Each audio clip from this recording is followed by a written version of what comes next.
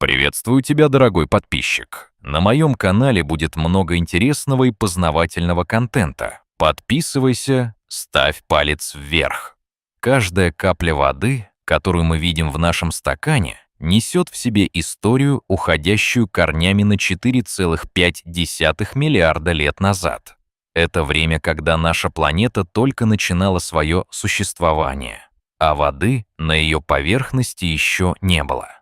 Вода является жизненно важным элементом для всех живых существ, и без нее жизнь, какую мы знаем, просто не могла бы возникнуть. Тем не менее, вопрос о происхождении воды остается сложным и многогранным. Это не просто наука, но и философия, исследование самой сущности жизни. В кругу ученых существует множество гипотез, и среди самых распространенных можно выделить две главные. Первая гипотеза утверждает, что вода была доставлена на нашу планету в результате столкновений с кометами и астероидами, которые были движущими силами в формировании Солнечной системы. Кометы, в частности, заполнены водяным льдом и другими летучими веществами, которые могли при столкновении с Землей привести к образованию океанов. Вторая гипотеза, эндогенная, предполагает, что вода могла образоваться непосредственно на Земле в ходе ее геологических процессов, таких как вулканизм или гидротермальные источники.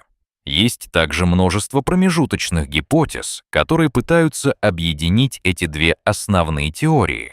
Исследования показывают, что вода могла образоваться как в результате активности самой планеты, так и быть принесенной из космоса. Это делает вопрос о происхождении воды сложным и многослойным, без однозначного ответа. В этом видео мы обсудим, как вода возникла во Вселенной и как ее элементы сформировались после Великого Взрыва. Мы рассмотрим основные гипотезы о том, каким образом вода достигла Земли, а также проверим эти гипотезы на основе современных научных исследований, включая роль алмазов и других минералов в этом процессе. Мы также затронем вопросы о том, как именно вода влияла на атмосферу Земли и как она изменила условия для возникновения жизни на планете. Земля — единственное каменистое тело в Солнечной системе, имеющее жидкую воду на поверхности. Эта уникальность делает нашу планету исключительной. Благодаря воде жизнь могла развиваться, и этот элемент кардинально изменил атмосферу планеты. Вода не только являлась средой обитания для первых форм жизни, но и повлияла на климат и условия, в которых жизнь могла развиваться. Вода также оказывает мощное влияние на тектонику плит, формируя горы и океаны, участвуя в процессе эрозии и создании рельефа. Без воды не было бы веществ, которые нужны для биохимических реакций, которые лежат в основе жизни. Каждый раз, когда водяные облака наполняются дождем, мы наблюдаем вечный круговорот, поддерживающий жизнь на нашей планете. Космические телескопы и аппараты предоставляют нам возможность исследовать воду в межзвездном пространстве.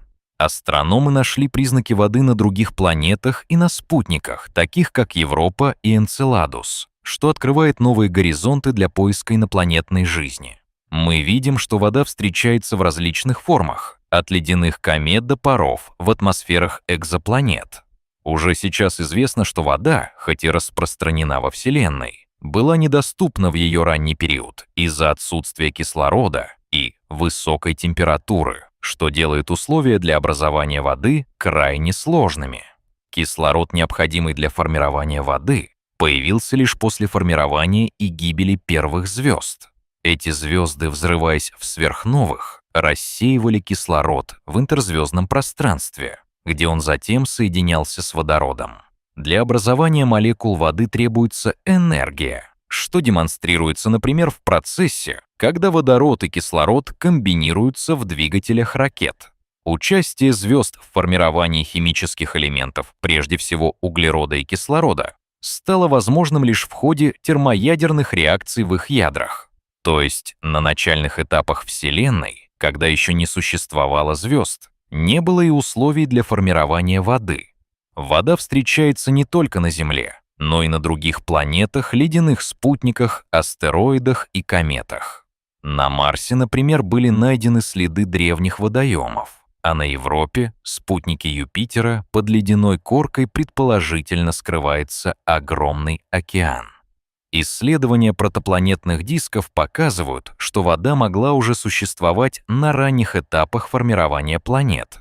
Некоторые ученые уверены, что под поверхность планет-гигантов, таких как Юпитер и Сатурн, могут скрываться гигантские океаны, что поднимает вопрос о том, может ли жизнь существовать в таких экстремальных условиях. Молодая Земля была жаркой и нестабильной. Температура на планете могла достигать нескольких тысяч градусов по Цельсию, а окружающая среда была крайне агрессивной. Вода могла испаряться и уходить в космос, поскольку у нее не было атмосферы, способной удерживать ее.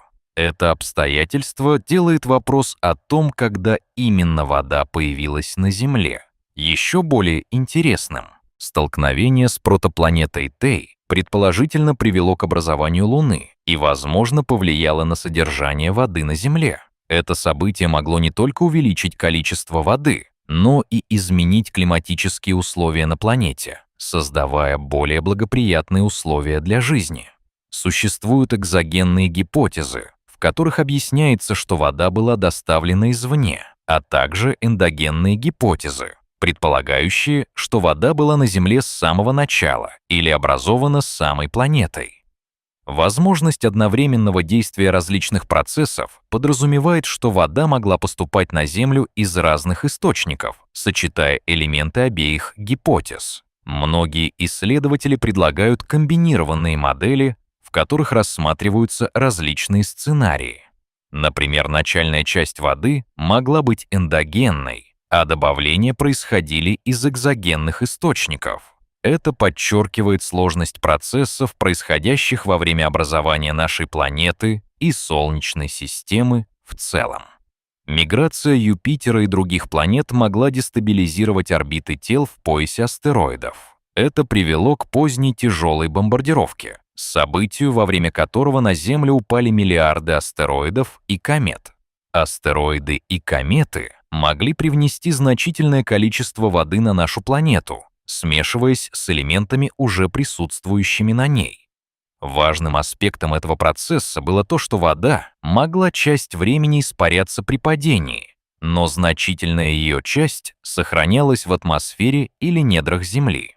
Это водное облако, возможно, было основой для формирования первых океанов. Кометы, находящиеся за пределами орбиты Плутона, могли также доставлять воду на Землю. Кометы с вытянутыми орбитами, такие как кометы семейства Юпитера, могли сталкиваться с Землей, доставляя водяной лед, который стал бы основным ресурсом для формирования океанов. Эти кометы являются своего рода временщиком в истории формирования нашей планеты. По мере того, как кометы проносились сквозь Солнечную систему, их механика была предсказана, и понимание их роли в доставке воды на Землю становилось все более ясным. Они становятся не только источниками воды, но и потенциальными носителями органических веществ, которые могли послужить основой для жизни. Современные исследования метеоритов и астероидов играют важную роль в понимании истории Солнечной системы. Углистые хондриты, например, представляют собой важный источник информации о условиях, существовавших в Солнечной системе на ранних этапах ее формирования. Приборы анализируют изотопный состав воды и отношение дейтерия к обычному водороду, что является ключом к пониманию того, как и откуда пришла вода на Землю.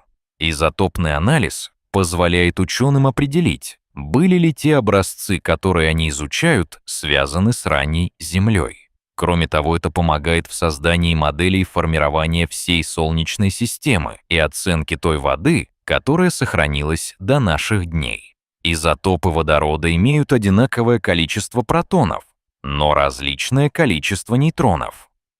Наиболее известный изотоп дейтерий с одним нейтроном является ценным объектом исследований. Тяжелая вода татоме образуется при замене обоих атомов водорода на дейтерий. И ее наличие может говорить о процессе, который происходил в протопланетном диске и, возможно, в ранней атмосфере Земли.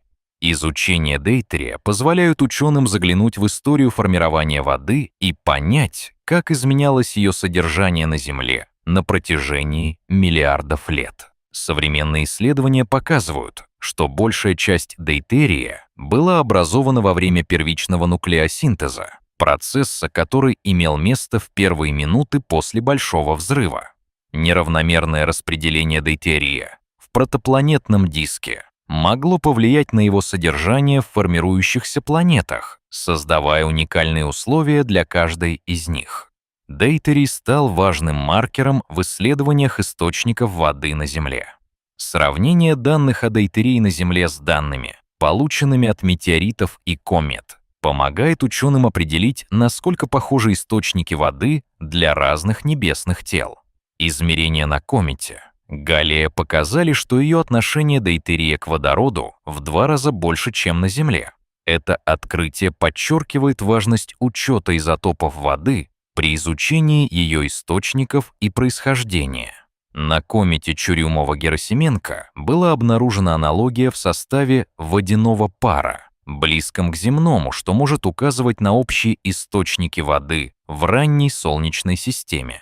Также стоит отметить, что новые исследования показывают, что отношение дейтерия на комете Чурюмова-Герасименко может быть близким к земному, что поднимает еще один важный вопрос. Могут ли кометы быть носителями не только водных ресурсов, но и органических веществ, которые были основополагающими для зарождения жизни? Не менее интересным является то, что на астероиде Итокава были найдены соли, свидетельствующие о наличии воды. Это открытие подчеркивает важность изучения не только самой воды, но и минерального состава, который может дать дополнительные сведения о геологической истории этого небесного тела. Солнечный ветер, состоящий из заряженных частиц, может также играть роль в образовании воды на планетах с кислородосодержащими минералами. Этот механизм мог действовать на различных объектах Солнечной системы и оказывать влияние не только на вещества, но и на атмосферу планет. Актуальные исследования показывают, что взаимодействие солнечного ветра с поверхностью планет может приводить к образованию молекул воды. Происхождение воды на Земле не сводится только к астероидам и кометам. Это гораздо более сложный и многоступенчатый процесс, в котором все рассмотренные механизмы, от эндогенных до экзогенных, могли сыграть свою значимую роль. Учитывая все эти аспекты, мы можем говорить о том, что без воды, как элемента, поддерживающего жизнь, история Земли была бы совершенно иной. Каждый новый шаг на пути к пониманию этой загадки лишь дополняет картину, открывая перед нами новые горизонты для исследования.